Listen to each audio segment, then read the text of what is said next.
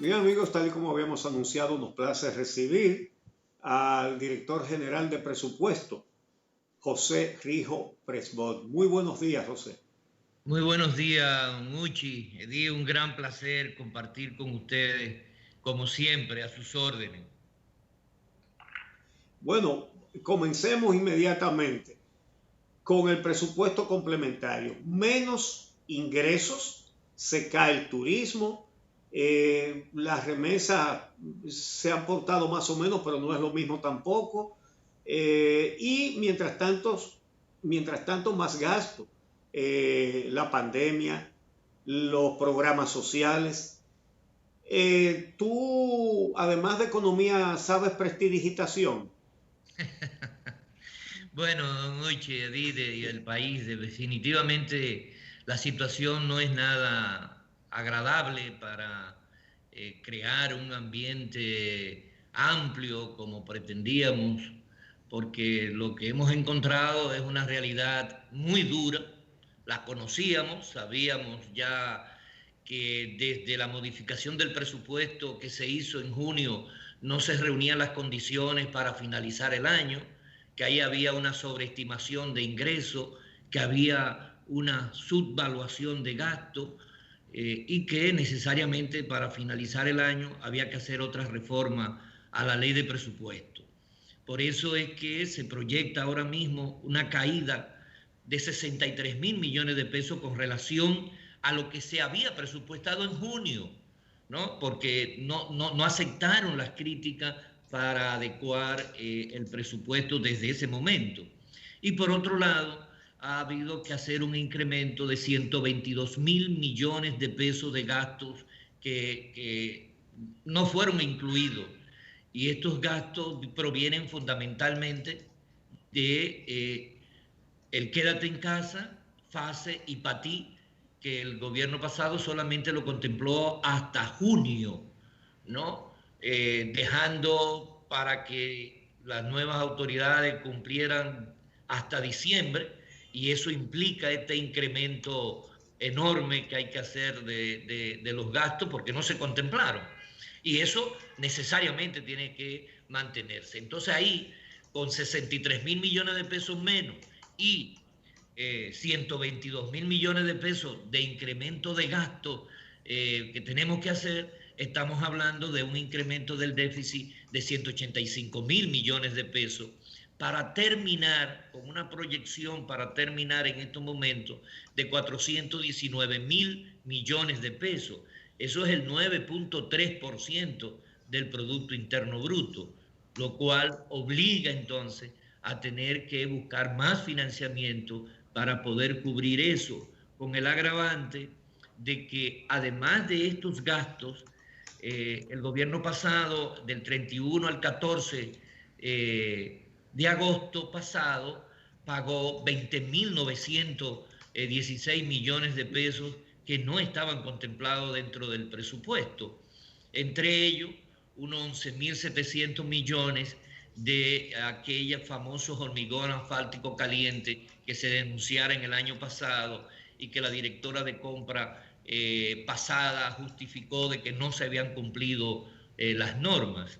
Igualmente unos 3.700 millones de pesos en OISOE, otros pagos de unos 300 millones y el cobro de unos intereses que hizo el Banco de Reserva que con relación a estos pagos que se habían dado facilidades de financiamiento sin ser registrado en contabilidad, este gasto por las instituciones. Entonces, todo esto nos disminuye en una capacidad de ingreso de unos 20.900 millones de pesos también, porque ellos utilizaron una colocación de 250 millones de dólares en bonos a través del Banco de Reserva, que a su vez se aplicó a la deuda que tenían estos contratistas sin haber sido autorizado por ningún registro en Contraloría, ni registrado el gasto en contabilidad gubernamental. Y eso entonces indudablemente que nos ha llevado a tener que hacer un reajuste rápido, reconstruir el presupuesto en una semana no ha sido fácil, ¿no? Por todo lo que ha significado.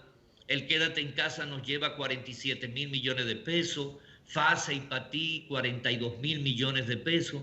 Para todo el programa y el plan de educación se requiere una cantidad exorbitante, ¿no? En términos de toda la tecnología y todo el sistema y la preparación, capacitación de maestros, de los padres para que contribuyan con los hijos en esta nueva modalidad educativa. Solamente en todo eso del sistema se llevan 27.000 millones de pesos. Pudimos hacer algunos reajustes a los gastos internos de educación y hemos tenido que colocar adicional unos 10.000 millones de pesos. Igualmente, para cumplir con todo el programa de vivienda que prometió el presidente, y ya se está iniciando todo el proceso para ampliar, mejorar unas 30.000 viviendas con un presupuesto que se ha ampliado alrededor de 4.600 millones de pesos que se incorporaron. Rigo, quisiera preguntarle la fuente de financiamiento que vamos a tener. Usted habla de que hay un déficit, se ha gastado más que lo que se tiene, tenemos dificultades y habla de que se tendrá que recurrir a financiamiento. ¿Cuál será la modalidad? ¿A qué órganos se apelará? Durante mucho tiempo básicamente República Dominicana acogió la emisión de bonos, por ejemplo. ¿Cuál será la vía que utilizarán ustedes? Todas las vías en el proyecto de ley estamos sometiendo, ya sea por emisión de bonos, ya sea por acuerdo de crédito con organismos multilaterales, bilaterales, el Fondo Monetario.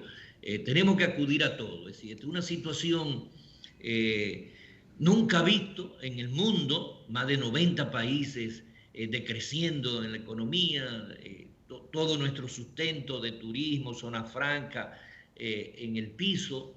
¿Existe la posibilidad del Fondo Monetario Internacional, por ejemplo? ¿Ustedes lo han mencionado? ¿Hay acercamientos ya?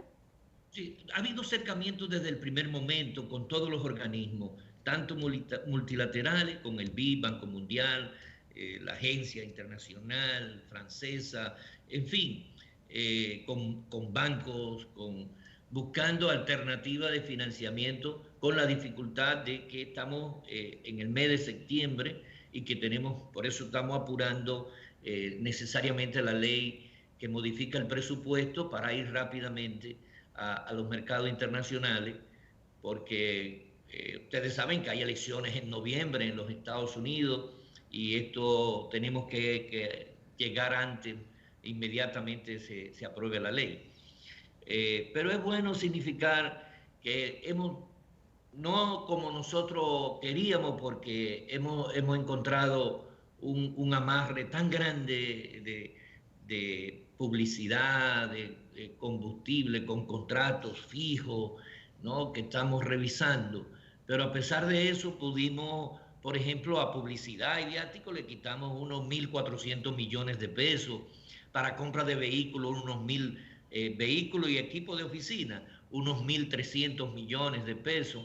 En combustible y papel, eso lo disminuimos en unos 2.600 millones de pesos.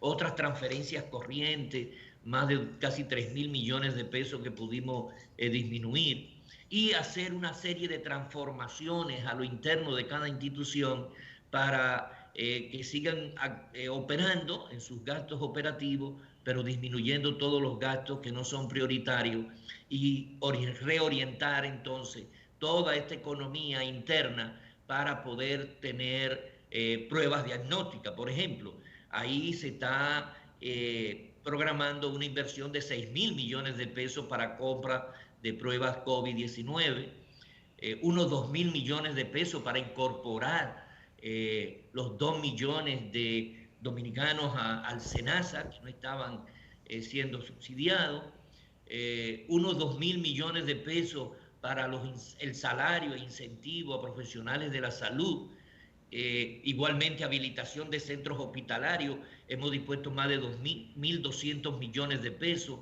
así como para la habilitación de nuevos centros COVID-19, otros 1.100 millones de pesos.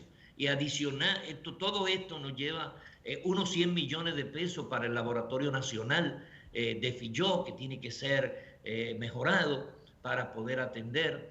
y tanto para alto costo, medicamentos de alto costo, provisión de medicamento ambulatorio. Estamos incorporando más de 2.500 millones de pesos para eso. José. Sí. Sí, mira, no nos queda mucho tiempo. Me gustaría que tú nos digas, ¿dónde está ahora mismo nuestro endeudamiento y hasta dónde va a llegar hacia final de año? ¿Cuál es la proyección? Mira, una de las cuestiones que más estamos discutiendo es transparentar todo lo que es la deuda pública, porque hemos encontrado una cantidad de deudas que no son deudas, que no están registradas, y tenemos que limpiar todo eso. La deuda del sector público no financiero ya alcanza cerca del 49%, y eso es muy alto si agregamos entonces ya el valor de la deuda del sector financiero del Banco Central, que es otro tema que tenemos que hacer una profunda revisión para ver cómo nosotros recapitalizamos, se cambia el modelo de recapitalización del Banco Central y se disminuye ese peso que tiene en el presupuesto, porque hay que dedicar todos los años una gran cantidad para recapitalizar el Banco Central. Nosotros estamos evaluando y en las próximas semanas vamos a dar toda la realidad de la deuda y de los compromisos, porque hay una cantidad de disminución de cuentas por pagar que no tienen ningún fundamento que nosotros vamos a revisar. Eso sí puedo decirle que hay todo un plan de institucionalizar todas las estructuras del Estado, y nosotros queremos ir dando ejemplos. Por ejemplo, en mi dependencia, aquí en la Dirección General de Presupuesto, habían 5 asesores, se fueron todos porque nosotros en nuestro organigrama no tiene asesores, ¿no? Partidas de seguros internacionales, por ejemplo, para directivos fundamentales y asesores, lo vamos a transformar para que todos los empleados de la dirección tengan, además del seguro básico que todos deben de estar en SENASA, tengan también un seguro complementario que puede ser cubierto con las facilidades que tenían 5 o 6 personas aquí. Es una pena que obviamente tenemos que terminar, el tiempo es apremiante, pero usted mencionó un dato que a mí me parece fundamental: 20.900 millones pagados poco antes de salir del poder el pasado gobierno. Ya el presidente de la República había hecho referencia a eso. Usted fue más específico, dice 11.700 millones pagados en el tema del hormigón asfáltico, que había sido un tema muy cuestionado, los pagos en la OISOE, y habla de unas facilidades sin soporte pagados a través del Banco de Reservas. Mi pregunta es ¿estos casos ya son un hecho consumado? ¿Hay alguna investigación en curso de los pagos? ¿Si honraron verdaderos compromisos o fue una forma de liquidación final?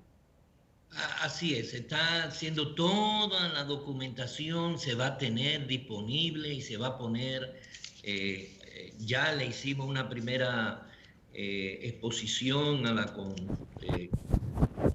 consultoría jurídica de la presidencia para que nos orientara en esos términos, pero los fundamentos están claros. Usted no puede liquidar una obra si esa obra no es recibida conforme al contrato que se le dio, ¿no? Y esas obras fueron liquidadas sin verificar ni registrar como gasto en contabilidad gubernamental, ni ser auditada por Contraloría. Por lo tanto, se violentaron todos los procedimientos de contabilidad, de control interno, de la ley de presupuesto, y además un grupo constituido en mucha confianza de tomar decisiones al margen de la ley. Bueno, pues muchísimas gracias, José Rijo. Ya estaremos hablando pronto de todo lo que ustedes vayan ejecutando, así que gracias por recibirnos. Aquí tenemos el reto de un mes preparar el presupuesto general del Estado para el año 2021. En un mes. Mucha suerte en eso, muchas horas de trabajo. De eso hablaremos en un mes entonces. Gracias. Muchas gracias. Amigos, bien, vamos a hacer una pausa y regresamos con el ministro de Medio Ambiente y Recursos Naturales, Orlando Jorge Mera.